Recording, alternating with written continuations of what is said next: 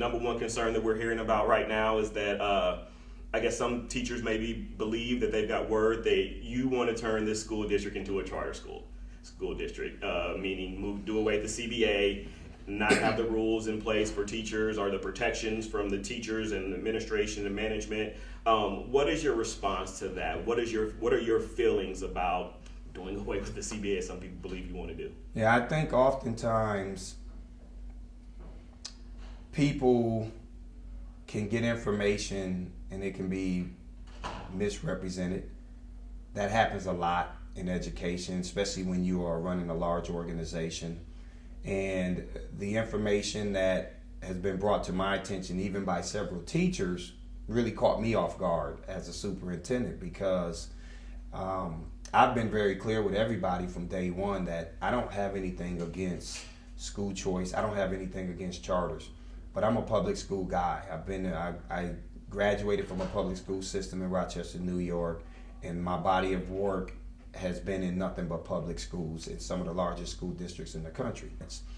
And so what I did was I ended up, made a decision to go to Jefferson City to talk to some legislators about the educational landscape here.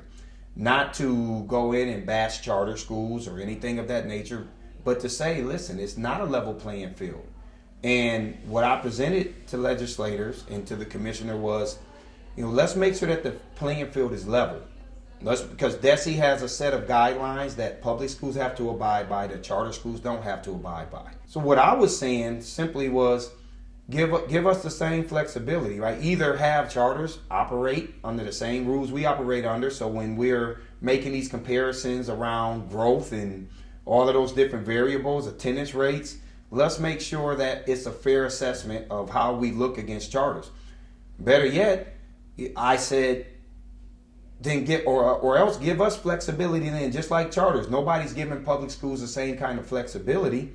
Let me take the bottom 1/3 of my schools, give me the same kind of flexibility that charters have. And many people know that charters don't have a collective bargaining agreement, right?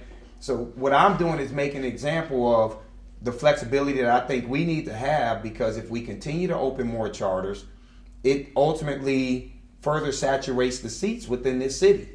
And all I'm saying, well, give me the same flexibility. Let me show you in 3 years with that type of flexibility what a public school system could do. It absolutely had nothing to do with Dr. Bedell being anti-union. I work with everybody. I've made myself extremely accessible to teachers. I think a lot of that can be demonstrated with our teacher town hall meetings. I have a teacher advisory committee. I have lunch with the teachers after I meet with students at each of these schools. I play basketball with some of our teachers. We're doing a teacher appreciation banquet.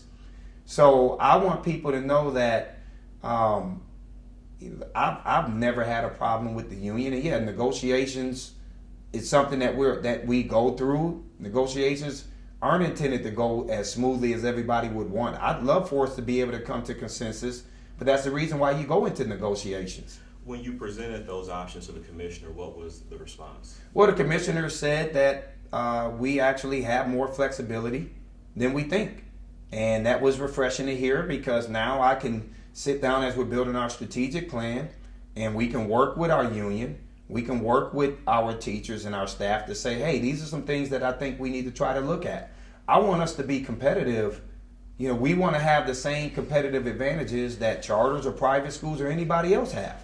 And obviously it was just a conversation you was having with the commissioner, not even a detailed, plan or process, just making a point. But I think as a former teacher, I think I can speak on some teacher would probably be asking, what if they actually put that in place and they do allow you to operate around the traditional CBA for the bottom third of your schools? Could that mean that I have to work extended hours without extra pay or things like that? Is that the road that you were going down with that? No, I think it will give us an opportunity to have to look at funding differently. I did something like this in Houston, and we actually paid the teachers additional money on their salaries. We asked teachers, we gave teachers bonuses. They were sign-on bonuses. We did some innovative things to get some of our teachers that had experience and their body of work was proven to be able to come in and work with some of our kids who needed them the most.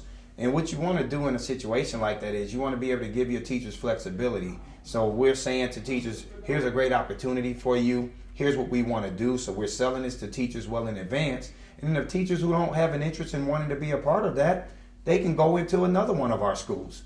But I think it will give us the flexibility to do some outside of the box things and to do some things that are non-traditional, because right now traditional in some of our schools haven't gotten us anywhere.